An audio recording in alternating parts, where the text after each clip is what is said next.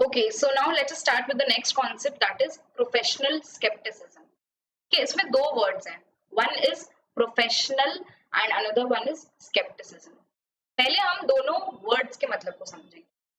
Professional का मतलब तो मैंने आपको professional judgment में बताया था. What does professional means? Professional, we say someone is very professional या फिर किसी ने बहुत professionalism को apply किया है. When that person is using a lot of logic and science behind taking decisions. So use of logic, knowledge and experience is when we call that someone is very professional in his attitude, in his or her attitude. इसको कहा जाता है professional. तो आप लिख सकते हैं यहाँ पे professional मतलब क्या होते हैं? Professional means use of logic, knowledge and experience for taking decisions, right? This is professional. Now what is skepticism? ये skepticism आपके लिए एक नया word होगा. Some of you might be aware of this word and the meaning. Skepticism means a doubtful mind. क्या कहते हैं? Doubtful mind. मतलब कोई ऐसा जिसको हर किसी चीज पे डाउट हो. कोई भी ऐसा person who has doubts and questions on everything. कुछ भी करो तो लगता है नहीं आज कुछ गड़बड़ की, ये यहाँ पे कुछ गड़बड़ है पक्का. ठीक है, तो इसके कहते हैं person is very skeptical, having a doubt over a lot of things, having questions. हर चीज में there is a question mark in his brain. उसको कहते हैं skeptical. So now what does professional skepticism means?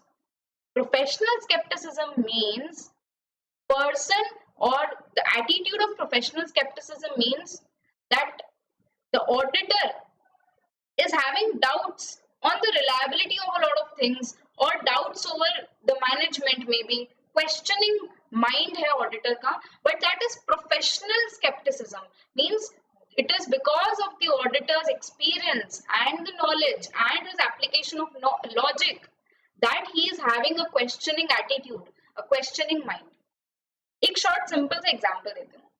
जैसे अपने बचपन के स्कूल के दिन याद करो, है ना? अभी तो बहुत टाइम भी नहीं हुआ, आपको कुछ ही साल हुए हैं स्कूल से पास आउट किया है. कभी कोई टीचर कोई नए कपड़े पहन के आ गई, ठीक है? कभी कोई टीचर नई साड़ी पहन के आ गई. सो सारे बच्चे क्या, आज लगता है ना मैम का बर्थडे है, आज लगता है मैम की एनिवर्सरी हो, आज लग रहा है मैम कहीं स्कूल के बाद बाहर जाने वाली. सारे लोग ये डिस्कशन करने लग जाते. भले ही ऐसा कुछ हो ही ना, मैम को ना कहीं जाना है, ना ही मैम का बर्थडे, ना ही मैम की anniversary. It's just a wish that she is wearing a new sari. That's it. But the students are so skeptical about it, they're so doubtful about it, they are having questions in their mind regarding the teacher wearing a new dress. So इसको ये एक simple example हो गया हमारे day to day life का scepticism का. ऐसे ही आप खुद के एग्जांपल्स क्रिएट करो. डे टू डे लाइफ में ऐसी बहुत चीजें होती है जहां पे आपको लगता है नहीं इधर कुछ गड़बड़ है. कोई फ्रेंड बहुत स्वीटली किसी दिन आके बात करने लग जाए आपसे, आपकी तारीफ करने लग जाए, appreciating you a lot and saying that you are so helpful and I have never met a friend like you. सीधा दिमाग में क्वेश्चन क्या आएगा आपके, until unless the person is your best friend and like you have a very good relationship with the person, आपको क्या लगेगा, आज लगता है इसको मुझसे कुछ चाहिए. This person needs something out of me, that is why this person is being so sweet with me. So what is this? This is you are doubting maybe the person is genuinely sweet. यार हो सकता है ना कि उसको genuinely आप बहुत helpful और अच्छे लगते हो, but हमारे जो human tendency है वो क्या है, नहीं दया, जरूर कुछ गड़बड़ है, दरवाजा तोड़ो. सो नहीं, ऑडिटर कोई दरवाजा नहीं तोड़ने वाला है यहाँ पे. ऑडिट के कॉन्टेक्स्ट में व्हाट इज प्रोफेशनल स्केप्टिसिज्म?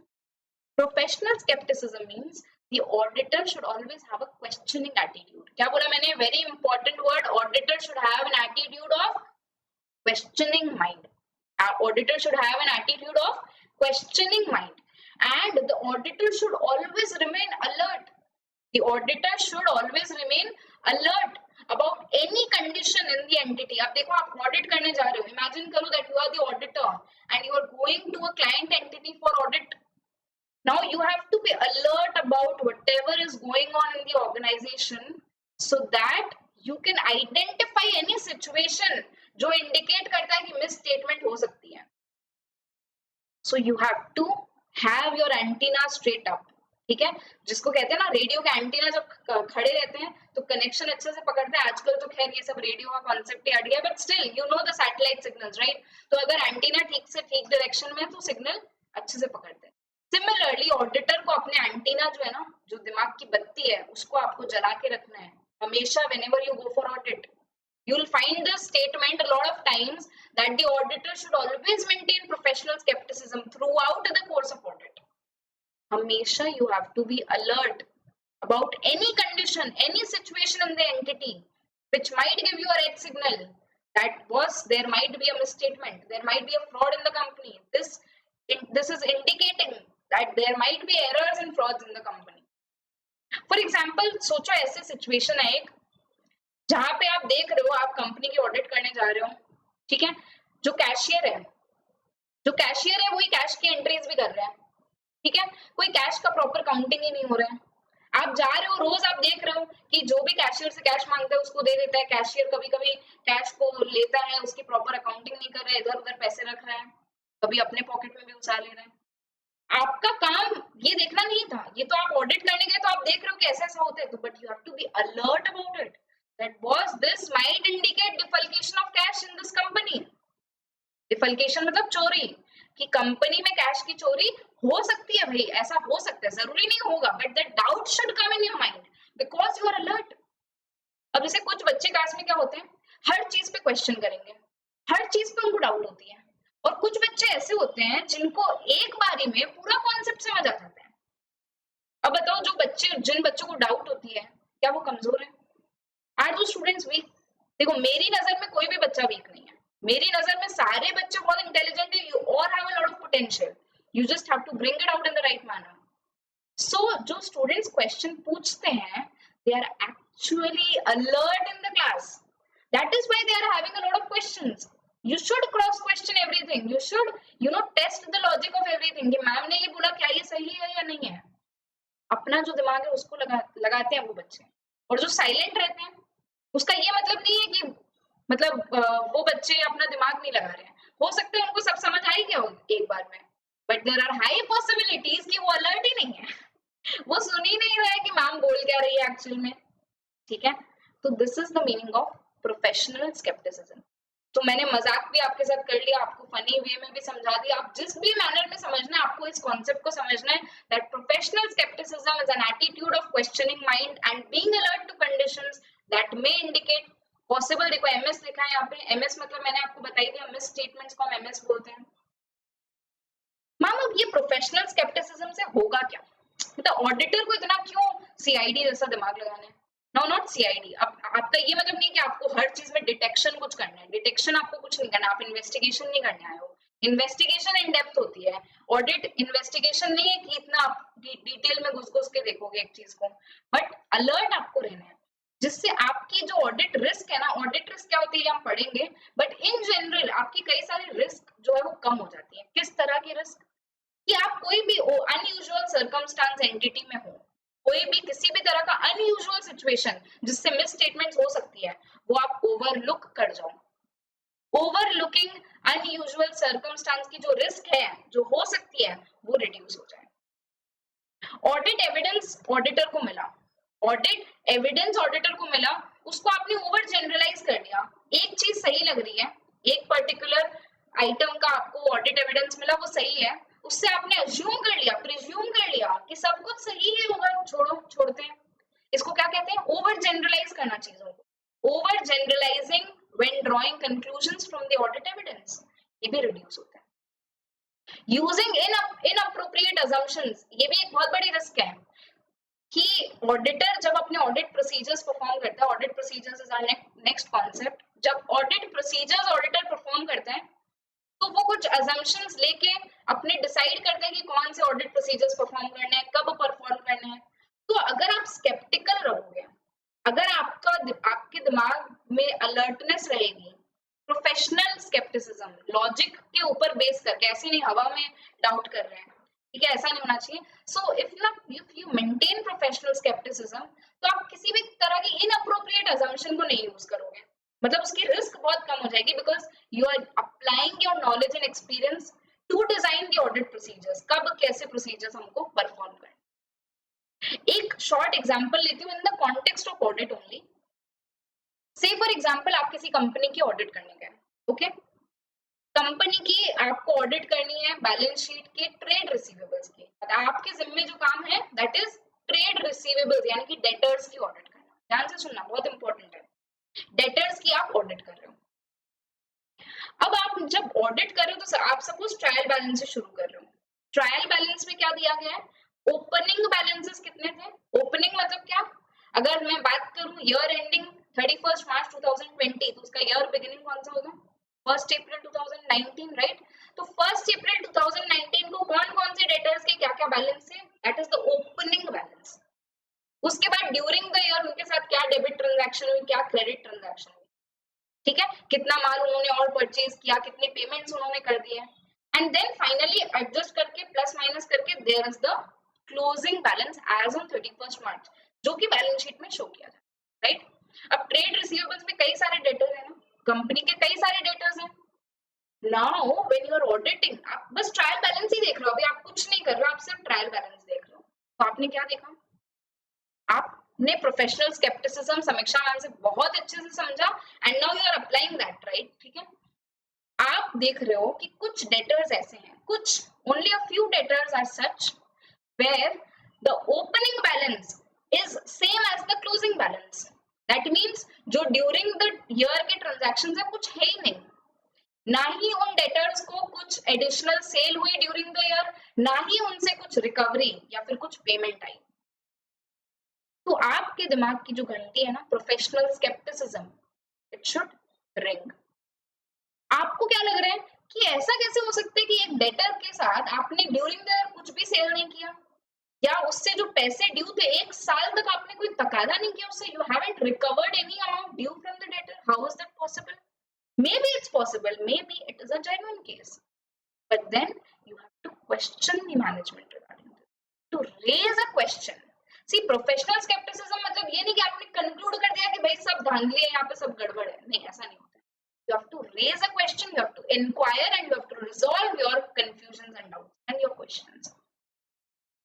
तो आपने देखा कि कुछ डेटर्स ऐसे हैं जो जिनका opening balance and closing balance same है, तो आपने क्या किया, एक्सटर्नल कंफर्मेशंस भेजे डेटर्स को। चलो डेटर से डायरेक्टली कंफर्म कर देते हैं, अगर मिस्टर एक्स का ओपनिंग बैलेंस 20,000 था, क्लोजिंग बैलेंस भी 20,000 है, मिस्टर एक्स को एक चिट्ठी लिखेंगे हम, उस चिट्ठी में मिस्टर एक्स से पूछेंगे, वील आस्क मिस्टर एक्स, भैया is your balance 20,000 due to this particular our company, our client entity?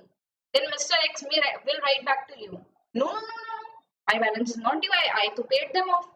तो इससे आपको क्या पता चला कि पेमेंट हो गई डेटर से, but they haven't recorded it.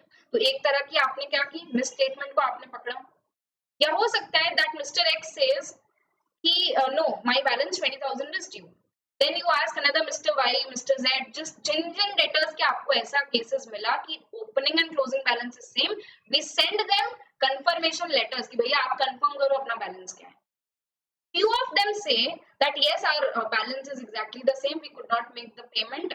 वो आपको जस्टिफिकेशन नहीं देंगे कि उन्होंने क्यों पेमेंट नहीं किया या उन्होंने क्यों कुछ एडिशनल परचेज नहीं किया आपकी क्लाइंट से, but yes they will confirm their balances. Now कुछ डेटर्स ने ये बोला कि हाँ हमारा बैलेंस इतना ड्यू है, मतलब जितना कंपनी ने दिखा रखा है उतना एक्चुअल में we have to pay them. उससे आपने क्या कंक्लूड किया कि फिर ठीक है, सबके केस में ऐसा ही होगा, मे बी सबके ड्यू होंगे, कंपनी ने नहीं रिकवर किया होगा। तो आप क्या कर रहे हो, एक तरीके से आप ओवर जनरलाइज कर रहे हो, कुछ ने कह दिया तो आपने सबके लिए वो मान लिया, ऐसा नहीं होता है। जैसे हमारे साथ क्या होता है ना कि कोई चैप्टर हम पढ़ रहे होते हैं, उसमें एक कॉन्सेप्ट हमको टफ लगता है, एक क्वेश्चन हमको टफ लगता है, मे बी आप किसी प्रैक्टिकल सब्जेक्ट की बात करूं, आपको एक क्वेश्चन उस चैप्टर में अगर टफ लग गया, आप कंक्लूड करके बैठ जाते हो कि भैया ये चैप्टर मेरे दिमाग के बाहर है, this is out of the scope, out of bounds of my brain, you conclude this. What is this? This is overgeneralization. So you should not do it. You should maintain professional skepticism. कि over generalize नहीं करना चाहिए, एक एक चीज को आपको अच्छे से चेक करके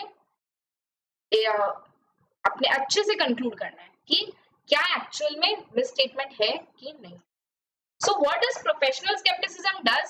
It reduces the risk of overlooking unusual circumstances, overgeneralizing when drawing conclusions from audit evidence, and using inappropriate assumptions while designing the net of APs. Net मतलब क्या हो गया, यहाँ पे आप लिखेंगे. Net मतलब हो गया nature, timing and extent. देखो कभी भी कोई फुल फॉर्म आपको मिले, मतलब एब्रिविएशन मिले and you are not able to find out कि इसका मतलब क्या होता है, you can just refer to the list of abbreviations जो आपकी बुक के स्टार्टिंग में है. वहां पे मैंने सारे ही एब्रिविएशंस का फुल फॉर्म लिख के रखा है. एपीएस मतलब होते हैं ऑडिट प्रोसीजर्स. मैं क्लास में भी आपको बताऊंगी, but still if you are not able to find out, if you have missed something in the class, आप वहां जाके रेफर कर सकते हो. So this is what professional scepticism helps us in. And it also includes, आपको professional scepticism maintain करना है. Ma'am चलो मेंटेन हम करेंगे, बट हम करेंगे कैसे? You have to be alert about three things. Alert about three things. Number one is contradictory audit evidences.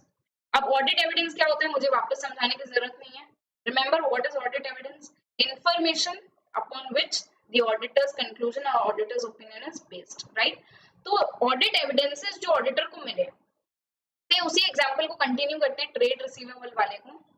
आपने एक जो ऑडिट एविडेंस है वो कंपनी के ट्रायल बैलेंस से, लेजर अकाउंट से ऑब्टेन किया कि उनके जो डेटर्स हैं उनका बैलेंस ये है. फिर आपने उन डेटर्स को कंफर्मेशन भेजा, उनसे आपको एक और एविडेंस मिला कि एक्चुअल बैलेंस क्या था. Now if the two balances contradict, if the two evidences rather contradict, तो अगेन दिमाग की बत्ती जल जानी चाहिए कि भैया एक चीज ये बोल रही है, दूसरा सबूत सेम असर्शन के लिए, सेम आइटम के लिए, सेम असर्शन के लिए कुछ और कह रहा है. अच्छा मुझे बताओ ये असर्शन कौन सी हुई? अगर हम बैलेंस को चेक कर रहे हैं, बैलेंस को अगर हम चेक करें कि 20,000 जो मिस्टर एक्स का बैलेंस है वो एक्चुअली 20,000 है कि 19 है कि है ही नहीं, जीरो है, ये कौन सी असर्शन को चेक करना होगा? Very good, it is checking the valuation assertion, या आप कह सकते हो checking the valuation assertion. We are checking valuation of this trade receivable is correct or not, right?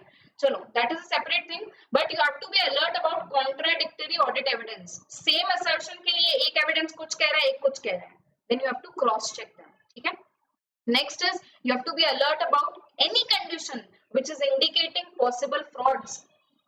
ऐसा कोई condition कंपनी में या आपको फाइनेंशियल स्टेटमेंट्स में, इंटरनल कंट्रोल्स में कोई वीकनेस मिले, you are identifying any kind of weakness in the internal control और anything in the financial statement which may indicate that there can be a fraud in the company.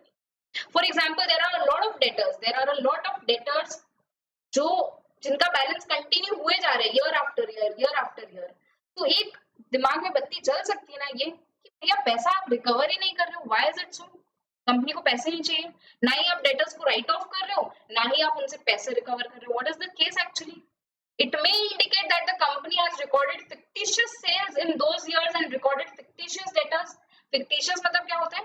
जो actually exist नहीं करते, झूठे हैं. ठीक है? Fake debtors आप कह सकते हो. फेक सेल्स उन्होंने रिकॉर्ड कर ली to inflate their revenue. Shareholders को लगेगा वाओ इतनी सेल्स हो रही है, बट एक्चुअली सेल्स ही नहीं हुई. तो इस तरह से क्या है, कंडीशन जो इंडिकेट करती है कि फ्रॉड हो सकते हैं, उन कंडीशंस को लेके अलर्ट रहना. Next questions on the reliability of AE. What is AE? AE is audit evidence. लिखेंगे एई मतलब, देखो एक बारी मैं सब चीजों के फुल फॉर्म आपको लिखाऊंगी, नेक्स्ट टाइम आपको खुद से याद रखना है. ठीक है? AE is audit evidence. So you have to question the reliability of audit evidence obtained. ऐसा नहीं कि ऑडिट एविडेंस मिला उसको हम एक्सेप्ट कर लिए फिर घर चले गए, नहीं. वो रिलायबल है कि नहीं है, उसकी क्वालिटी कैसी ऑडिट एविडेंस की, can you rely upon that and issue your audit opinion? You have to जज that, you have to maintain skepticism, be alert about that, right?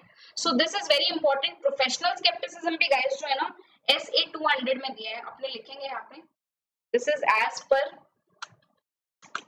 SA 200, as per SA 200.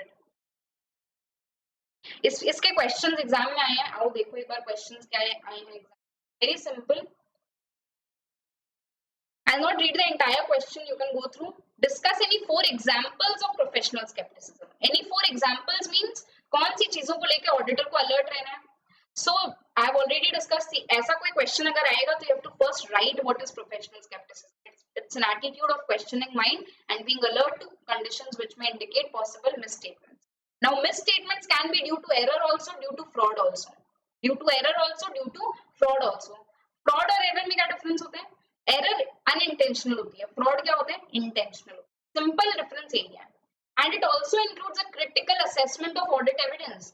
Professional skepticism अगर आप maintain करते हो means you have to critically analyze all the evidences that you have obtained. You cannot just blindly rely on each and every evidence that you are obtaining. You have to critically assess and analyze that.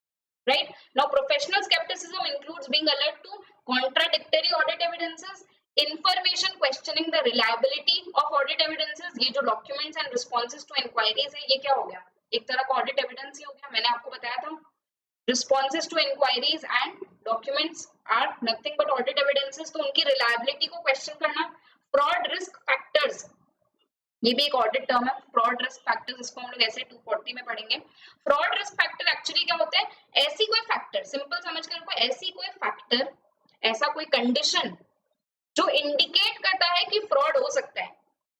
Simple है ना? Interpret करो fraud risk factor. उल्टा चलो, any factor which is imposing or which is reflecting that there can be a risk that fraud has taken place or fraud might take place. That is fraud risk factor. ठीक है? Requirement for any additional procedures. ये भी point है कि कोई additional audit procedures चाहिए अगर other than those mentioned in the standards on auditing. So next chapter में मैं आपको बताऊंगी standards on auditing का structure क्या होता है. ठीक है? हर एक standard on auditing आप समझ के रखो एक पाथवे है जो ऑडिटर को गाइड करता है. इस तरह से आपको काम करना है. These are the requirements that you have to fulfill regarding this particular matter. जो भी स्टैंडर्ड जिस भी मैटर को डील करता है. Now उस स्टैंडर्ड में जो mentioned procedures हैं, क्या उनके अलावा और भी कोई ऑडिट प्रोसीजर्स है जो अप्लाई करना है? उसके लिए भी you have to maintain professional skepticism. You have to be alert. Are there any conditions which are indicating that I have to perform more audit procedures? Are there anything else that needs to be checked? Okay? तो इस तरह से these are the 4 examples of professional skepticism. Next, explain the rationale for auditors' maintenance of professional skepticism. Why does the auditor have to maintain? Because of 3 reasons. So that the auditor can reduce the risk of overlooking unusual circumstances. So that the auditor may reduce risk of over generalizing the audit evidence when drawing conclusions. ठीक है? And third is using inappropriate assumptions while designing the nature, time and extent of audit procedures. उसकी भी risk जो है वो reduce हो जाए. इसके लिए auditor को maintain करना है professional skepticism. This is the rational मतलब क्या हो गया? Reason, like logic क्या है? Why does the auditor have to maintain professional skepticism? I hope it is clear. You can just go through question number 3 and 4. So इस chapter में जो भी questions थे हमने सारे discuss कर लिए. एक और concept last बचा है इस chapter में, that is your audit procedures. जो हम अगला concept discuss करेंगे, that is audit procedures. So you can just go through professional skepticism once and questions related to professional skepticism. Okay? आप पढ़िए एक बार, फिर हम discuss करेंगे audit procedures को. Okay, so our next concept is audit procedures. So this term also has 2 parts, audit and procedures. तो पहले समझते हैं audit का मतलब. आपको पता है audit is an independent examination. ठीक है? हमने पढ़ा था audit का definition. Procedures मतलब क्या होते हैं? Procedures मतलब होता है a series of steps or tasks to achieve a predetermined objective. मतलब simply अगर आप बात करें तो what is procedure? It's just a series of steps or task. कोई भी काम हम करते हैं ना लाइफ में तो उसका एक प्रोसीजर होता है. मतलब आप फॉर एग्जांपल ले लो, आप पासपोर्ट का जब एप्लीकेशन भरते हो, ठीक है, या आप कोई कॉलेज में जब एडमिशन लेने गए थे, ठीक है, जब कॉलेज में एडमिशन लेने गए थे तो उसका क्या प्रोसीजर था? First you had to download the application form. आजकल तो सब ऑनलाइन हो गया, तो आप डाउनलोड कर लिए कॉलेज की वेबसाइट से फॉर्म को, या ऑनलाइन ही फिल करके एप्लीकेशन फॉर्म सबमिट कर दिए. और may be the procedure is such that you have to take a print out hard copy and then you have to go to the college and submit the application form. Then the procedure is that the college will issue a merit list So who are the selected students? The list of selected students will be issued. According to that, if your name is there in the list, you need to pay the respective amount. जो भी fees है वो आपको pay करनी है. Then there may be an interview process also. तो ये क्या हो गया? These are a series of steps, series or tasks or activities that need to be performed for achieving that predetermined objective of getting admitted in the college. या फिर college के अगर point of view से सोचें तो किसी भी बच्चे का admission लेने के लिए, किसी भी student का admission लेने के लिए they have to perform a series of steps and tasks. Similarly, in case of audit, when the auditor has to perform his audit, has to conduct audit. So if you remember, हमने जो second stage of audit पढ़ा था, in the process of audit, how the audit will be conducted. The second stage was field work or actual execution stage. उसमें एक point था कि the auditor has to design the audit procedures and perform them. तो audit procedures क्या होते हैं? वो series of tasks, steps या activities which help the auditor in the conduct of his or her audit. So what are audit procedures? These are a series of steps, tasks or activities performed by auditor to obtain audit evidence on which the auditor will base the audit opinion. जिसके आधार पे audit opinion base होगी. तो audit procedures जब auditor perform करते हैं ना, तब उनको audit evidence मिलती है. पहले वो procedures perform करते हैं, फिर उनको evidence मिलती है. उस evidence के आधार पे वो एक conclusion पे आते हैं और conclusion के आधार पे final एक अपनी report issue करते हैं, जिसमें वो अपनी opinion को issue करते हैं. This is the simple meaning of audit procedures. Now the important part is the type of audit procedures. तो ये flowchart आप देख रहे हो, very important, mark this as important. What are the two types of audit procedures? तो broad categories दो है, ठीक है? दो क्या क्या है? One is the risk assessment procedures, another one is the further audit procedures. Broad categories ये है. Risk assessment procedures को हम प्यार से कहेंगे RAP. प्यार से मतलब short form इसका होगा RAP. RAP. And ma'am, further audit procedures को कहेंगे FAP. RAP and FAP are the two types of audit procedures. So if I ask what are the two types of audit procedures, RAP and FAP. RAP मतलब risk assessment procedures, FAP मतलब further audit procedures. Clear? अब बात करते हैं ma'am risk assessment procedures की. What are risk assessment procedures? As the name suggests, these are the procedures which are performed by the auditor. These are the procedures which are performed by the auditor to identify and assess the risk. To identify and assess the risk. पहले तो risk को identify करना कि क्या क्या risk entity में हो सकती है या है. फिर उनको assess करना कि ये risk क्या material है या non material है, कितनी risk है. ठीक है, इसको कहते हैं identification and assessment of risk. जो वर्ड्स मैं यूज कर रही हूँ ना, दीज आर टेक्निकल, इसी लैंग्वेज में आपको आंसर लिखने होंगे. That the auditor identifies and assesses the risk. What kind of risk? The risk of material miss statements. The risk of material miss statements. इस रिस्क को जो ऑडिटर आइडेंटिफाई करता है, उसके लिए जो प्रोसीजर्स यूज करता है, उनका नाम क्या है? Risk assessment procedures. Say for example, आप भी अपनी लाइफ में रिस्क असेस करते हो क्या? हाँ मैम, हर स्टेज में हम रिस्क को असेस करते हैं. जब आपने सीए कोर्स को ज्वाइन किया तो आपने क्या असेस किया कि there is a risk that I may not clear the examination. तो उसके लिए आपने प्रोसीजर परफॉर्म किया, आपने एनालाइज किया कि कितना इस कोर्स का पास परसेंटेज होता है, क्या इस कोर्स को करने में मुझे कोई रिस्क है, अगर मैं ये ना करूँ तो क्या रिस्क है, मैं ये ना करूं तो मेरा करियर कैसे बनेगा आगे. तो कई सारे आपने रिस्क को असेस किए थे. फिर आपने कुछ कंट्रोल्स लगाए कि नहीं, ये रिस्क है कि मैं एग्जाम नहीं क्लियर करूं, मैं चार्टर्ड अकाउंटेंट ना बनूं, बट उसके लिए कंट्रोल्स है ना कि मैं पढ़ूंगा अच्छे से, आई विल वर्क हार्ड, मैं क्लासेस लूंगा, मैं सेल्फ स्टडी करूंगा अच्छे से, उससे मैं पास हो पाऊंगा, मैं अच्छा चार्टर्ड अकाउंटेंट बन पाऊंगा. So the risk assessment procedures are very similar to that. Here the auditor identifies the risk of material misstatements in the entity. Material यानी क्या? ऐसा कोई मिस स्टेटमेंट जो यूजर्स के फाइनेंशियल डिसीजन को influence करें. मिस स्टेटमेंट मतलब क्या? Required ACPD minus reported ACPD. Right, ये हो गया हमारा रिस्क असेसमेंट प्रोसीजर. तो किसी भी ऑडिट को स्टार्ट करने के पहले द फर्स्ट स्टेप और the first procedure that you can say which the auditor performs is the risk assessment procedure. पहले वो आइडेंटिफाई करते हैं, असेस करते हैं कि एंटिटी का स्टेटस क्या है, भैया कितनी रिस्क है यहाँ पे, कितना इन डेप्थ हमको चेकिंग करना पड़ेगा, वो उस चीज को पहले असेस करते हैं. इसको कहते हैं रिस्क असेसमेंट प्रोसीजर्स. मैम यहाँ तो इतना कुछ लिखा ही नहीं, आप इतना कुछ बोल गए, हम लोग को नोट करना है क्या? नहीं, आपको कुछ नोट नहीं करना है, डोंट वरी. ये क्या चैप्टर है? ABCD. इसमें मैं आपको सिर्फ एक ओवरव्यू दे रही हूँ. सारे प्रोसीजर्स को डिटेल में हम आगे के चैप्टर्स में पढ़ेंगे, डोंट वरी. बस अभी आपको एक ब्रीफ आइडिया होना चाहिए ताकि मैं जब इन वर्ड्स को नेक्स्ट क्लास में यूज करूंगी तो आपको कोई हिकअप्स ना हो. ठीक है, कोई हेजिटेशन नहीं होनी चाहिए. You are very comfortable with risk assessment procedures. You know that these procedures are the procedures which the auditor performs to identify and assess the risk of material misstatement. Clear? Now coming to further audit procedures. क्या auditor का काम खाली यही है कि risk assess करके बैठ जाओ, कंपनी में कितना रिस्क है इसके ऊपर ओपिनियन देना? नहीं. ऑडिटर का काम क्या है? ऑडिटर का काम है रिपोर्ट इश्यू करना on two things, true and fair view of the financial statements and whether the financial statements are free from material misstatements.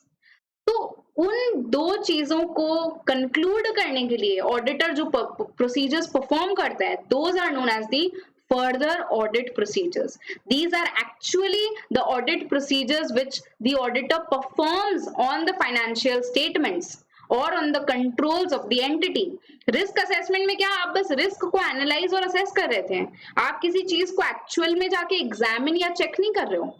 हालांकि रिस्क असेसमेंट प्रोसीजर्स में भी आपको मैनेजमेंट से इंक्वायरी करनी पड़ेगी, कुछ ऑब्जर्वेशन करनी पड़ेगी maybe, but you are not actually checking something. Further audit procedures में the auditor actually checks what. इसमें दो पार्ट आ जाते हैं. व्हाट के दो पार्ट आ जाते हैं. One is the compliance procedure और the test of controls. Second one is substantive audit procedures. See guys, आपको लग सकता है कि बहुत हैवी हो रहा है, but then you have to grasp it slowly and slowly. एक बार फिर देखते हैं. ऑडिट प्रोसीजर्स APs के दो पार्ट हैं, रैप एंड फैप. क्या पार्ट है? RAP and FAP. Risk assessment procedures, further audit procedures. RAP simple है, उसका कोई पार्ट नहीं है क्योंकि उसमें सिर्फ रिस्क असेसमेंट करनी है. फर्दर ऑडिट प्रोसीजर्स के दो पार्ट है, depending on what you want to check. If you want to check the internal controls, remember internal controls, the policies and procedures of the management.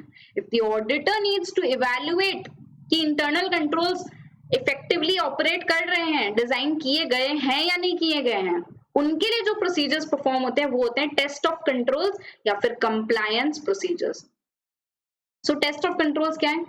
These are the procedures which are performed by the auditor to evaluate the operating effectiveness of internal controls. To evaluate the operating effectiveness of internal controls. हो सकता है company में sales control के जो sales process के जो controls हमने पढ़े वो सारे हैं, बट वो काम ही नहीं करते हैं. कोई भी आके मास्टर लिस्ट में चेंज कर देता है, कोई भी किसी भी कस्टमर की क्रेडिट लिमिट बढ़ा देता है, क्रेडिट वर्दिनेस को कोई चेक ही नहीं करता. Although the controls are designed by the management but they are not actually operating effectively. तो इन चीजों को जो चेक करना होता है उसको कहते हैं test of controls. Next, substantive audit procedures. This is like the main chunk of audit. इसमें आप एक्चुअली जंप करते हैं टू द फाइनेंशियल स्टेटमेंट्स जिसके ऊपर आपको ओपिनियन देनी है. The substantive audit procedures where the auditor actually checks the balance sheet items, the profit and loss account items, all the financial statement items. इसके भी दो बच्चे हैं. इसके दो बच्चे कौन से हैं? Test of details and analytical procedures. Test of details and analytical procedures. So if we talk of test of details, नाम से ही समझ में आ रहा है ना, डिटेल यानी यहाँ पे इन्वॉल्व है आपका statement of PL and balance sheets. ठीक है, statement of PL and balance sheet. When you check the items of the statement of PL, it is known as vouching. Statement of PL को ना audit में आप बोलोगे classes of transactions. मतलब statement of PL के अंदर क्या चीज होती है? स्टेटमेंट ऑफ पीएल में ट्रांजैक्शंस होती है, कुछ बैलेंसेस होते हैं. ट्रांजैक्शंस होती है ना, सैलरी पे की तो एक ट्रांजैक्शन हो गई, तो वो हम रिकॉर्ड करते हैं. सैलरी पूरी ड्यूरिंग द ईयर जितनी पे हुई पूरी की पूरी पीएल में आती है. जितना भी डेप्रिसिएशन है पूरे थ्रू आउट द ईयर का पीएल में आएगा. तो ये क्या है? ये ट्रांजैक्शंस है ड्यूरिंग द ईयर. इनको कहते हैं classes of transactions in the term of audit. Verification मतलब क्या हो गया? वेरिफिकेशन मतलब हो गया बैलेंस शीट के आइटम्स को चेक करना. वेरिफिकेशन मतलब क्या हो गया, बैलेंस शीट आइटम्स को चेक करना is verification. Balance sheet items को ऑडिट में बोलते हैं अकाउंट बैलेंसेस। क्या बोलते हैं, account balances. Because balance sheet क्या होती है, balance sheet of XYZ limited as at 31st March 2020। What does it mean, it means कि 31st March 2020 को ये XXX बैलेंस एग्जिस्ट करता था। क्लियर, तो वेरिफिकेशन क्या हो गया, verification is actually checking of the account balances और the balance sheet items. Vouching is the checking of the classes of transactions और the statement of PL items, PL elements. देखो आप जब ऑडिट पढ़ोगे ना तो आपको ये लैंग्वेज अपने जहन के अंदर उतारनी पड़ेगी, classes of transaction, account balances, test of details, vouching, verification, examining, evaluation, analysing, assessing. ये जो टर्म्स मैं यूज करती हूँ ना, ये धीरे धीरे आपके अंदर में उतर जाने चाहिए, तभी जाके आप आंसर्स को एक अच्छी लैंग्वेज में जो है लिख पाओगे। ठीक है, so let us note a few things here. First of all, test of details. Ma'am आपने सब कुछ चार्ट में लिखी क्यों नहीं दिया, आपकी इन्वॉल्वमेंट कैसे होती, सारा कुछ अगर चार्ट में मैं नोट डाउन कर देती, आपकी इन्वॉल्वमेंट कैसे होती, आप लिखते कब। तो इससे कुछ चीजें ऐसी है जो मुझे चार्ट में आपको लिखानी है। टेस्ट ऑफ डिटेल्स मतलब हो गया, लिखो आप, checking of the classes of transactions and account balances, checking of the classes of transactions and account balances। ये हो गया टेस्ट ऑफ डिटेल्स, मतलब बेसिकली फाइनेंशियल स्टेटमेंट के जो भी आइटम्स हैं उनकी चेकिंग करना is your test of details. Vouching में आके लिखेंगे, वाउचिंग क्या होती है, आई बिलीव आपको समझ आ गया होगा, बहुत सिंपल है, इसमें ज्यादा कुछ हाथी घोड़ा जैसा नहीं है। Vouching means checking of classes of transactions और statement of PL items, right? Checking of the classes of transaction or statement of PL items.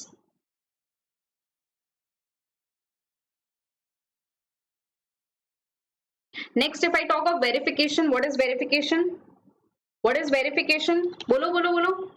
Verification मतलब हो गया checking of balance sheet items को क्या बोलते हैं, बैलेंस शीट आइटम्स को कहते हैं checking of the account balances, account balances और balance sheet items. Very simple, ये भी हम जो लिख रहे हैं ये सॉफ्ट लैंग्वेज है, अकाउंट बैलेंसेस वगैरह ऑडिट की टर्म्स है, ठीक है, वैसे लैंग्वेज इसको सॉफ्ट लैंग्वेज ही बोलेंगे, आप समझने के लिए आप इसको लिख रहे हैं। तो ये हो गया हमारा सब्सटैंटिव ऑडिट प्रोसीजर्स का test of details, where we are actually checking the financial statement items. Analytical procedures ma'am क्या है, analytical procedures, again the name suggest, यहाँ पे क्या हो गया, एनालिसिस होगी। This is basically establishing relationship between various financial and non financial variables. Ma'am क्या बोल दिया आपने, काफी हैवी बोल दिया, नहीं सिंपल है। देखो रेशियो एनालिसिस आपने नाम सुना है, यस मैम, बहुत ही फेवरेट है हम लोग का। Inventory turnover ratio, debtor turnover ratio, fixed asset turnover ratio, debt equity ratio, interest coverage ratio, ठीक है, quick ratio, acid test ratio, काफी सारे आपने रेशियो एनालिसिस पढ़ा है, NP ratio, GP ratio, right. ये सब क्या होता है, इसमें आप से for example net profit ratio को पकड़ते हैं, एनपी रेशियो, सिंपल बहुत है, क्या फॉर्मूला है इसका नेट प्रॉफिट रेशियो का, net profit divided by sales और रेवेन्यू फ्रॉम ऑपरेशंस, राइट। तो एनपी रेशियो मतलब net profit divide by your revenue from operations यानी सेल्स, एकदम सिंपल मैं बात कर रही हूँ। इसमें क्या हुआ, वी आर डिराइविंग और we are establishing a relationship between the net profit and the revenue from operation, मतलब जो सेल्स हुई और जो नेट प्रॉफिट कंपनी ने अर्न किया उन दोनों में रिलेशनशिप कितनी है।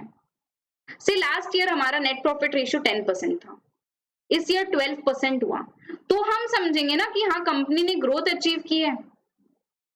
हो सकता है इस लास्ट ईयर नेट प्रॉफिट जो रहा वो 30 करोड़ रहा और इस बार 35 करोड़ रहा, बट फिर भी net profit ratio when you compare it with sales तो वो कम था, तो इसका मतलब क्या हुआ, कंपनी ने ग्रोथ नहीं अचीव की, irrespective of whether individual figure जो है वो इंक्रीज हो गया।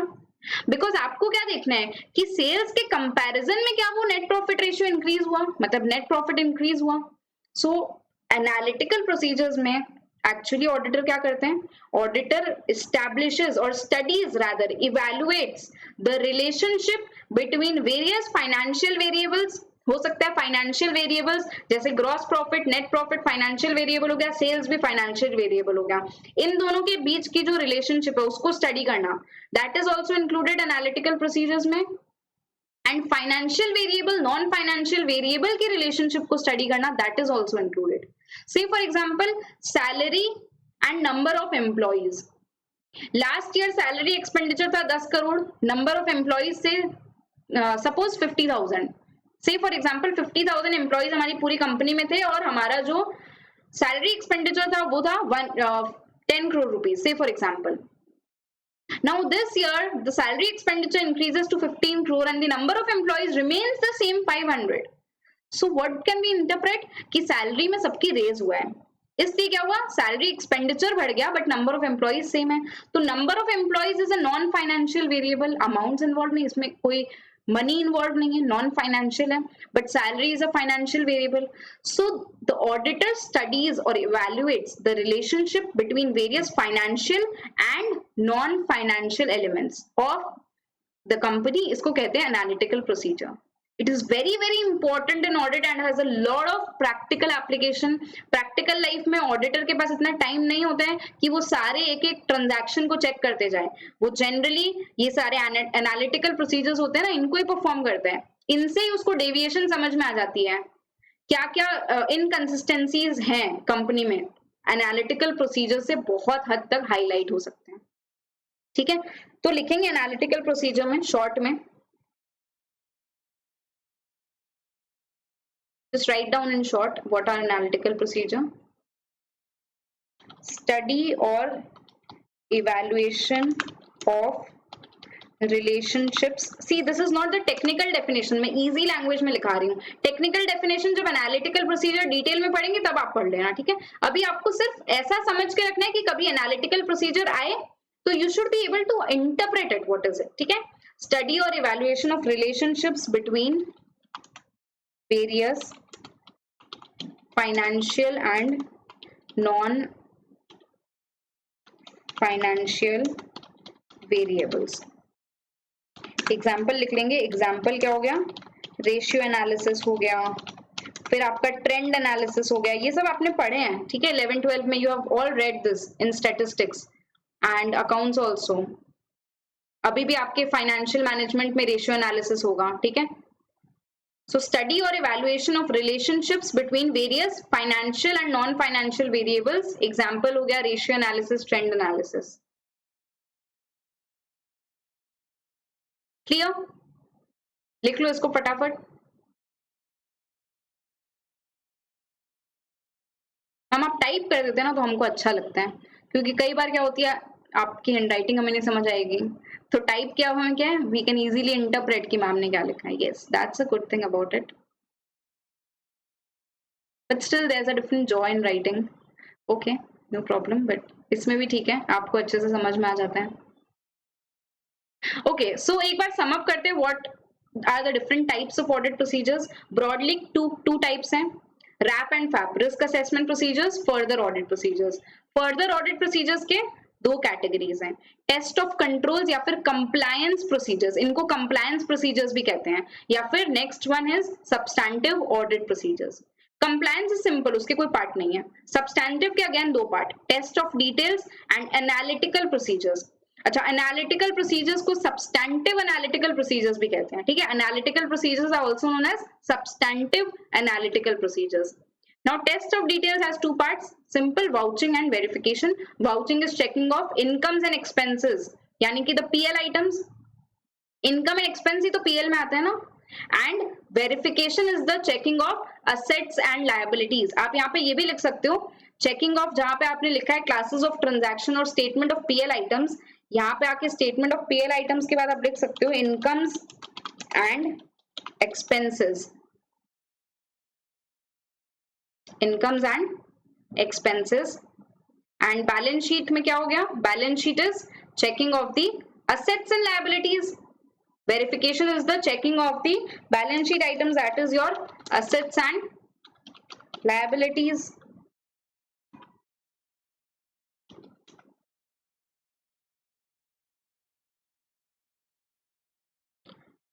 Clear?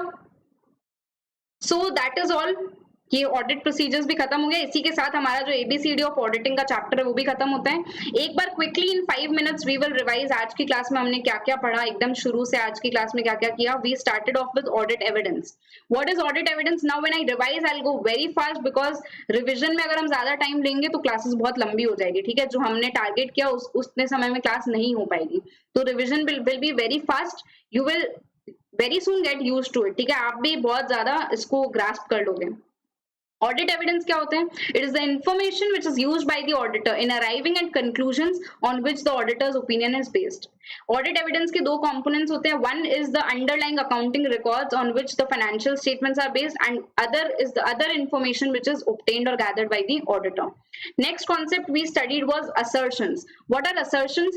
These are representations which are made in the financial statements by the management, and these assertions are evaluated by the auditor for the purpose of identifying potential misstatements. Okay, इसको कह सकते हैं आप parameters और characteristics of the FS items.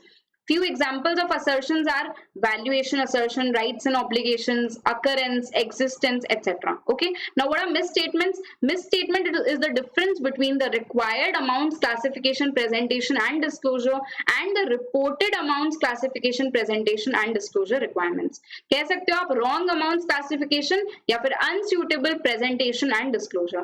It also includes the adjustments which are being made in the FS to present them more fairly. इसको भी आप misstatement में include कर सकते हो। What is internal control as per SA 315, 315?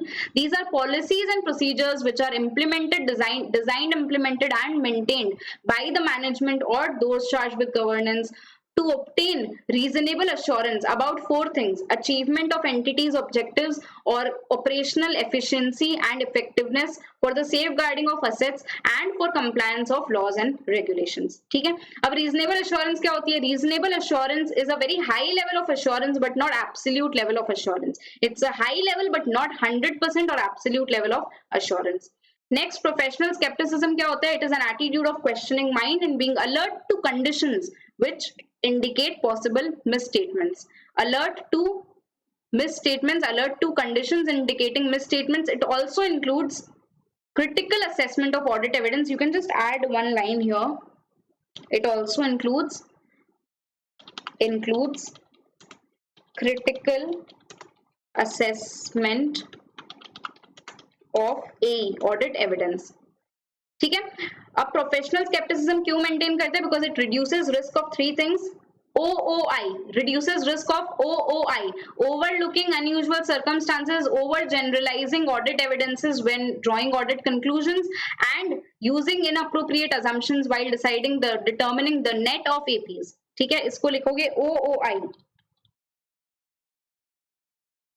Reduces the risk of OOI means overlooking unusual circumstances, overgeneralizing when drawing conclusions from the audit evidence, and using inappropriate assumptions when determining the net of APs, that is nature, extent, and timing of the audit procedures. Next, it includes being alert to audit. Professional skepticism में किस चीज से alert रहते हैं? Contradictory audit evidences, fraud risk factors, that is the conditions indicating possible frauds, and also questioning the reliability of audit evidence. Clear? Next, audit procedures क्या है? These are certain steps, series of steps or activities which are performed by the auditor to conduct the audit. Right? इसके दो parts हैं, FAP and RAP. RAP means risk assessment procedures. FAP means further audit procedures, or you can also say follow-up audit procedures. So further audit procedures के दो types हैं, test of controls and substantive audit procedures. Now substantive audit procedures again divided into 2 parts: test of details, analytical procedures. Test of details divided into 2 parts: vouching and verification. Don't worry at all. We will again go through everything. जो भी हमने पढ़ा ना, इसको आप detail में हर एक कहीं ना कहीं एक चैप्टर में आपको मिलेगा. ये बस मैं फिर से रिपीट कर रही हूँ. This is just a brief brush-up. आप बोल सकते हो कि मैम ने एक बार बस हमें बता दिया कि ये टर्म्स होते हैं ऑडिट में और इनको हम आगे के क्लासेस में यूज करेंगे ताकि फ्लो जो क्लास का है वो स्मूथ रहे. Clear? So that's all with this class. Your homework is only to revise this chapter and question answers भी हमने सारे डिस्कस कर लिए. So no homework as such. आपको सिर्फ इस चैप्टर को वापस से एक बार रिवाइज करना है. So next class में हम अपना एक्चुअल सिलेबस से स्टार्ट करेंगे. That is the first chapter, nature, scope and objectives of audit. Thank you so much everyone. Have a great day.